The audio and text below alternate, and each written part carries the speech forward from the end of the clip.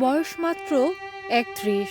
যে বয়সে অভিনয়ের ক্যানভাসে ডানা মেলার কথা, সেই সময়ে সব স্বপ্ন, সব সম্ভাবনা আর পরিচিত মুখের চেনা হাসিকে স্তব্ধ করে দিয়ে ওপারে পাড়ি জমালেন তরুণ অভিনেত্রী ও কন্টেন্ট ক্রিয়েটর কারিনা কাইসার। ফুসফুসের জটিলতা আর লিভারের মারাত্মক সংক্রমণের বিরুদ্ধে লড়াইয়ে শেষ পর্যন্ত হেরে গেলেন তিনি।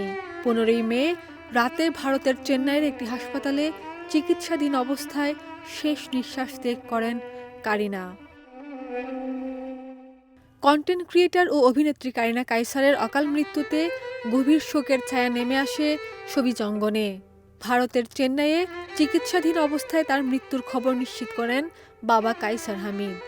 এরপর থেকেই সামাজিক যোগাযোগ মাধ্যমে শোক প্রকাশ করে আবেগঘন বার্তা দিচ্ছেন তার সহকর্মী ও বিনোদন জগতের তারকারা। শোক প্রকাশ করে দীর্ঘ স্ট্যাটাস দিয়েছেন মোস্তফা সরোয়ার ফারুকী। চিত্রনায়িকা প্রার্থনা ফারদিন দিঘি কারিনার সঙ্গে কাটানো মুহূর্তের ছবি শেয়ার করে আবেগঘন স্মৃতিচারণ করেছেন। তিনি লেখেন, কারিনা আপু, তুমি না আমাকে সেদিন কল দিয়ে বললে, দিঘি আমি কিন্তু বিদায় ফার্স্ট ডেই দেখব, তুমি না আমার সাথে ঘুরতে যেতে চাইলে?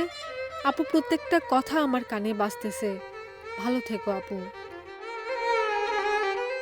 শোক প্রকাশ করেছে আরেক কন্টেন্ট ক্রিয়েটর ডানা ভাই জোস।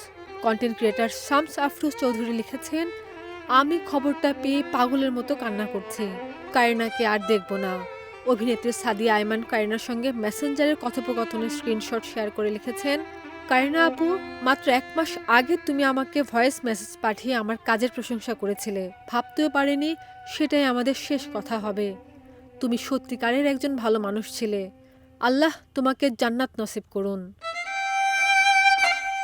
উপস্থাপিকা দীপ্তি চৌধুরীও কারিনার মৃত্যুতে শোক জানিয়েছে। শোক প্রকাশ করে সামাজিক যোগাযোগ মাধ্যমে পোস্ট করেছে জোবান, পারসা সহ আরও অনেক তারকারা।